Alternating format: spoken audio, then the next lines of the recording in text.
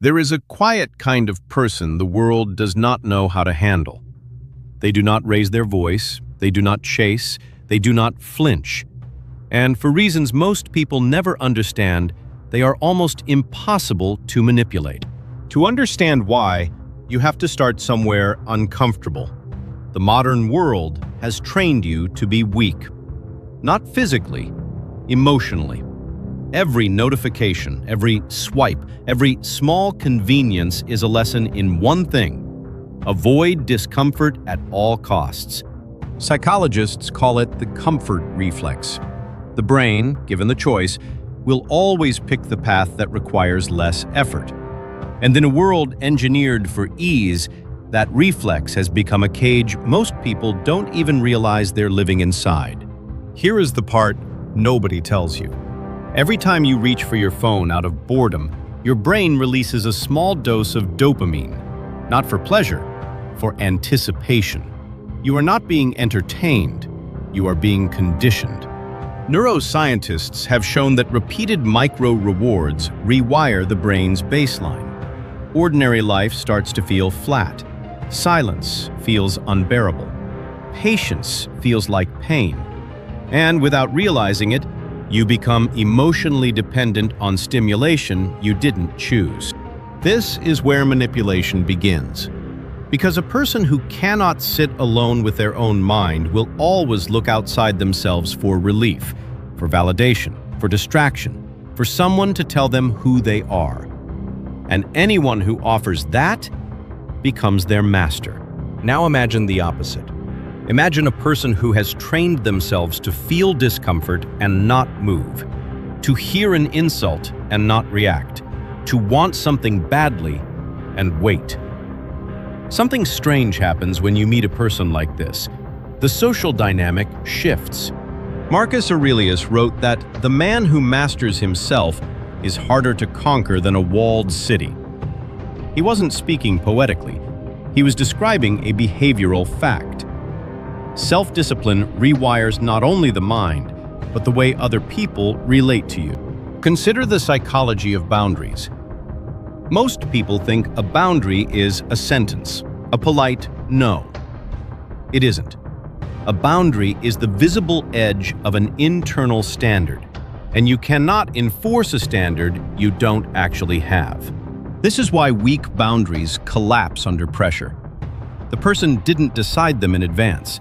They are negotiating with their own emotions in real time, and manipulators can feel that hesitation the way a predator feels a limp.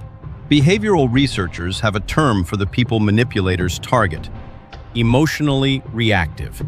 Quick to anger, quick to guilt, quick to please, quick to explain themselves. Reactivity is a leash, and anyone who knows how to pull it can lead you anywhere. Machiavelli understood this 500 years ago.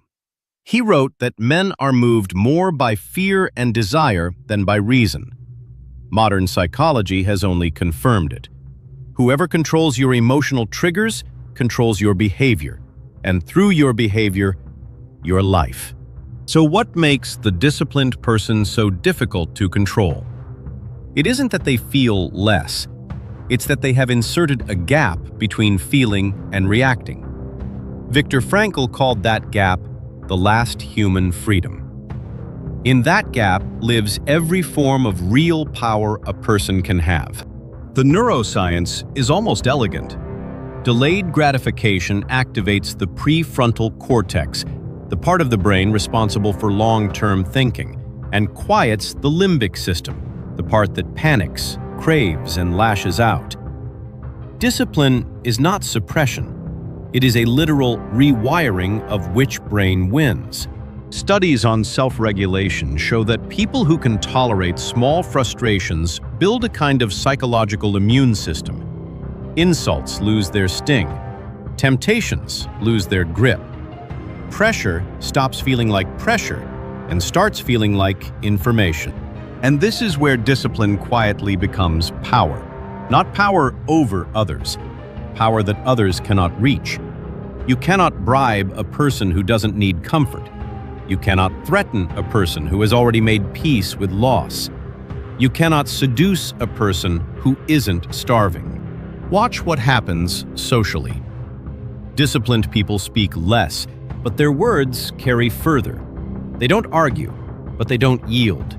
They are not the loudest in the room, and yet, somehow, the room arranges itself around them. Psychologists call this earned authority.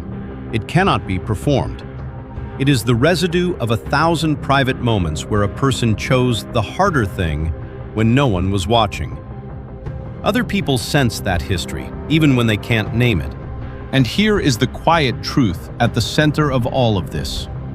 The world is full of people trying to control other people. Almost no one is trying to control themselves. That asymmetry is where personal power actually lives. The transformation is slow. It begins the first time you feel an urge and don't obey it. The first time you are insulted and don't respond. The first time you are alone and don't reach for anything to fill the silence. Each of those moments is small, almost invisible.